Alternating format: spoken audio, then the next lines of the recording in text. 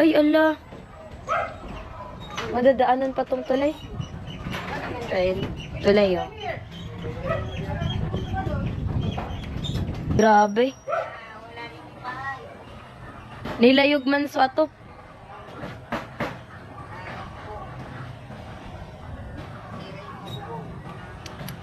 Bahay ng pinsan ko si Kuya RJ. Nilipat din yung bubong. Tapos dito may unti ng pumapasok na tubig. May ganito na. 'Di ba? Matatrap kami. Sinong mag-aano sa amin? Magre-rescue? Wala kasi delikado yung situation kahapon.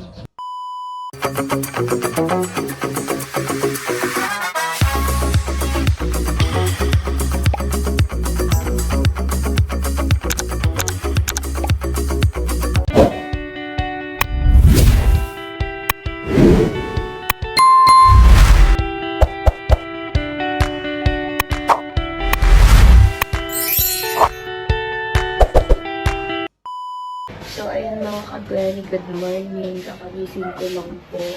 At, ayun, tumigil na po yung hangin at ulan. Time check tayo. 6:21 in the morning. At, nagsisiayusan na po yung mga tao dito. Tapos, dito sa likod, check natin kung ano na situation.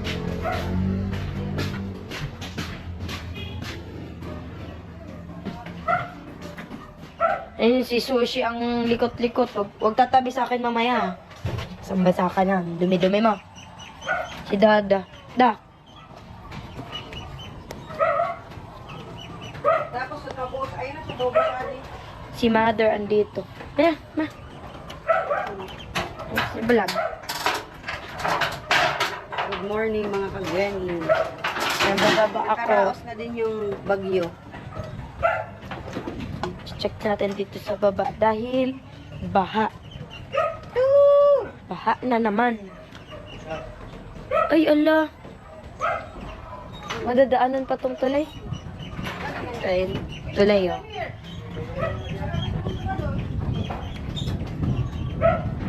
Ano na siya? Ganito. Paslant na yung tulay.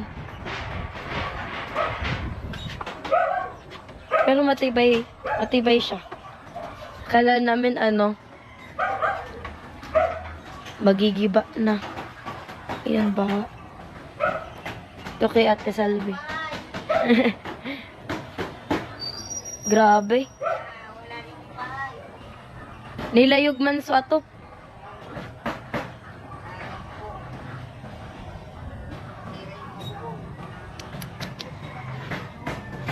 Nung lumipat kayo, ano pa yan? Okay pa yan.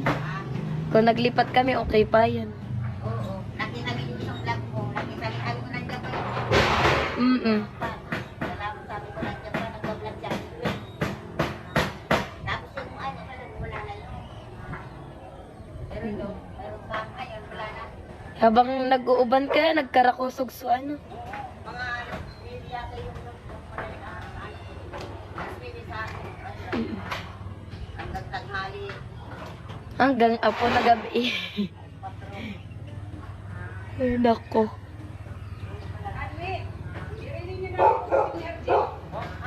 Bruno.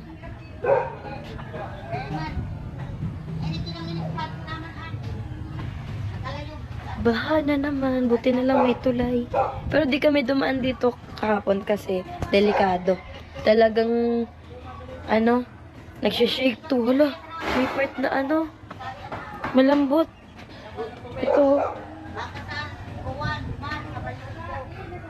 Talaga to. Nagsishake to. Ganun. Kaya, makikita nyo naman din sa vlog ko na naiiyak na akong kinakabahan kasi feeling ko maaanan kami ng mga nagsisiliparan. May nagsisiliparan kasi. Tatakot din ako. Yan, super ba. Ito yung bahay ng pinsan ko si Kuya RJ. Nilipat din yung bubong. Tapos dito may unti ng pumapasok na tubig. Kahapon wala yan. Wala to kahapon. Ayan, dito ako nagla-live kahapon, tapos dito rin ako nag-vlog dito sa maliit na bintana, dito sa CR.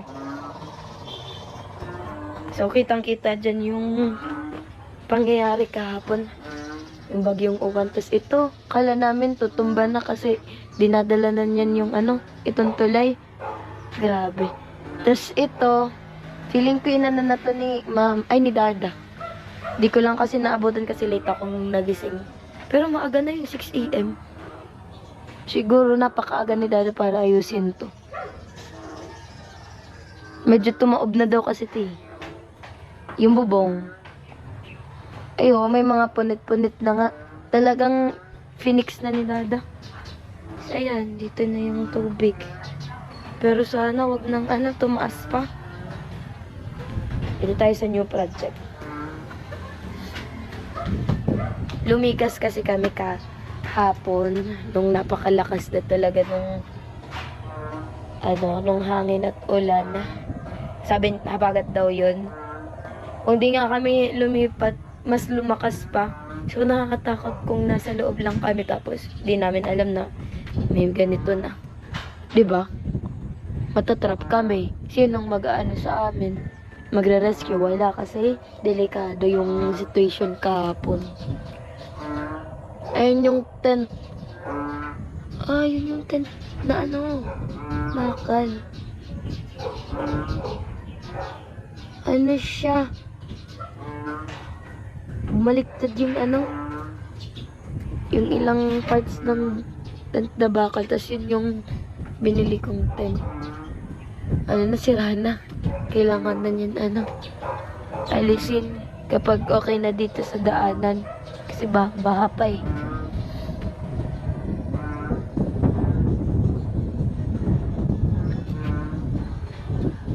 Ayan, kapitbahay namin. Tindahan nila. Tapos yun yung tindahan nila. Mami. Grabe. Sinira talaga ni Bagong Uwan. So, taas tayo. Kasi si bro nandito na sa taas. Ayan, check natin yung mga kagamitan natin dito. At, yes, safe na safe. Ayan, di man lang nagalaw dito. Ayan, ito yung mga upuan. Safe na safe. At, ito. Pintuan. Yan. Lahat, safe.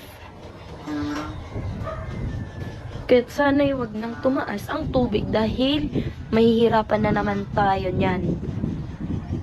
Kung papasok pati dito sa sa bahay. Wag naman sana.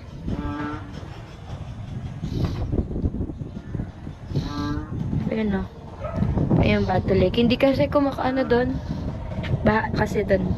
Sayang kung may access. Wow, may access. Kung may access lang tayo papunta doon. Eh di sana malalakad-lakad tayo sa boulevard. Papakita ko lahat ng sinira ni Bagyong Uwan.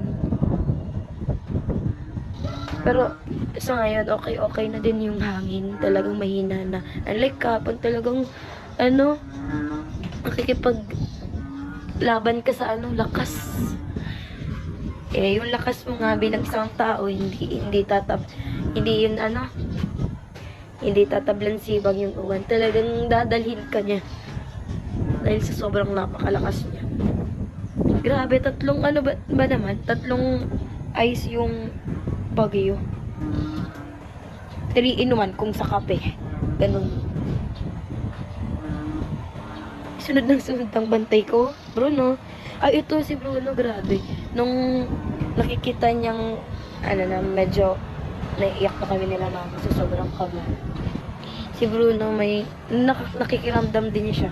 Parang umiiyak siya yung malungkot tapos yung tito niya tinitingnan ko. Talaga yung gaganon-ganon siya. Nakakaawa. Kasi trauma din yan si Bruno nung Bagyong Christine. Naiwan yan namin pero still hindi niya iniwanan yung bahay nila lola.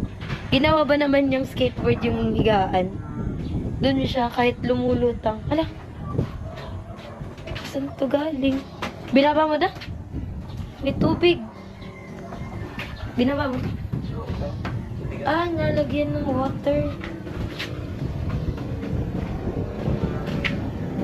La, babahan na dito. Ano naman, at naalala na naman kami ng tubig. Nabisita na naman kami. Namiss tayo ng tubig. Ayan. Ano yun? Pero yung 1 year na yun, iba naman yung tubig. Ito yung normal talagang baha dito. Pag walang halong dam, yan. Pag bagyo lang, ganyan lang. Pero pag may halong dam, apaw. Apaw sa boulevard, hanggang doon sa kalsada. Kaya buti na lang hindi sila nakaipon ng tubig ng mga nakaraang buwan. Kaya hindi nakasabay sa bagyo. Kasi siguro mga nakaraang buwan, marami ding ulan ay siguro hindi lang ito yung tubig ngayon. Mga ilang araw lang naman to. Ulan eh. Wala ng ulan, kaya lang to yung check over ng mga nasa parting matataas. Kasi ito, touch basin to eh. Itong Lake Bato. Yung tubig galing sa Albay, dito pumupunta. At outlet naman ito yung Labwa, yung Bula, Bao. Kaya doon, baha hanggang ngayon. Yung tulay daw, buong buo. Ano na lang, konting repair lang. Kasi matibay naman kasi yung pagkakano, yung paan yan. Siminto yung paan yan. Kaya lang yung talaga, yung nagsusupport ng yero. Yun ang medyo hindi masyadong matibay. Pero hindi naman bumigay. Ano lang siya, sumusunod lang sa sayaw ng hangin. Kakala nga namin yan, mga gigiba na. Kasi talagang grabe. Sumasayaw na yung tulay. Gusto rin niyang mag-TikTok eh. Magpapaklas na ako para maliwanag dito. Ano balita ngayon? Wala na. Ayun. Nasa na yun. Mountain Province. Tapos Manila, apektado rin yung Manila kasi napakalaki ng sakop ng bagyo. Sana hindi sila masyadong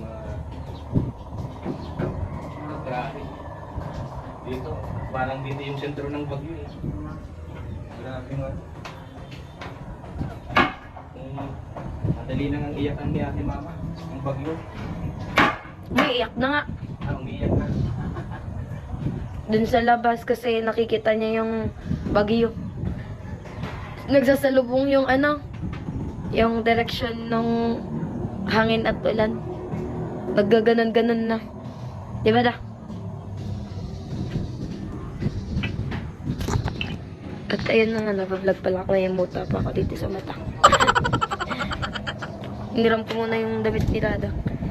Dahil wala akong jacket na nakuha. Kasi nakita niya naman dun sa mga vlog ko. Binalot ko lahat, tas unti lang yung dinala kong damit. At least pa siguro tayo. At ayun na nga. Salamat sa Diyos. At ito lang yung baha. Unti lang. Hindi katulad nung Christine na apaw talaga sa Boulevard. Dapat tayo ito sa Boulevard. Itong new project. Ito, nasa yan. Malapit na dito sa top ng Barandilla. Ibig sabihin, kung yung bahay ni Christine hanggang dito, hindi naman to abutin. Pero mataas na yun.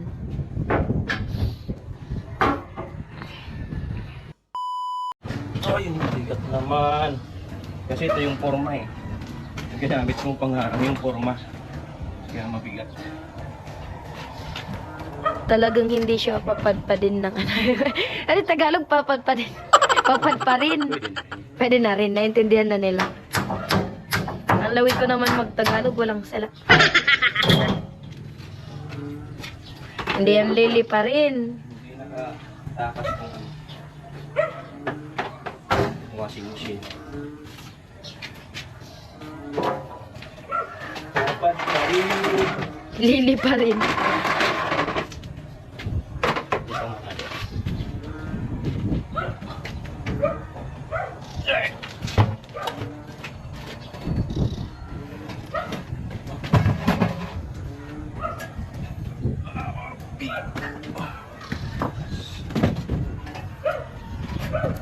Ito yung access papuntang third floor. Wow. Access. Kaya nagbistulang karagatan na naman dito.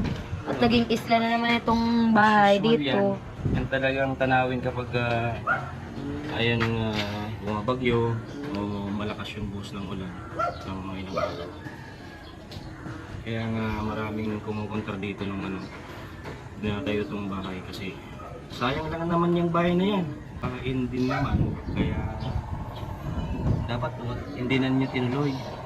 Sabi din, no? Sabi ng mga commentator na iba, yung viewers, ano lang naman sila, concern lang. Kasi totoo naman, pero yung hindi totoo doon ay yung hindi mapapakinabangan. Kasi nagagamit nga namin mapapakinabangan. Ayun. Saka, ang baha, ano lang naman yan, minsan lang. Hindi naman Araw-araw. throughout the year, ganito yung sitwasyon.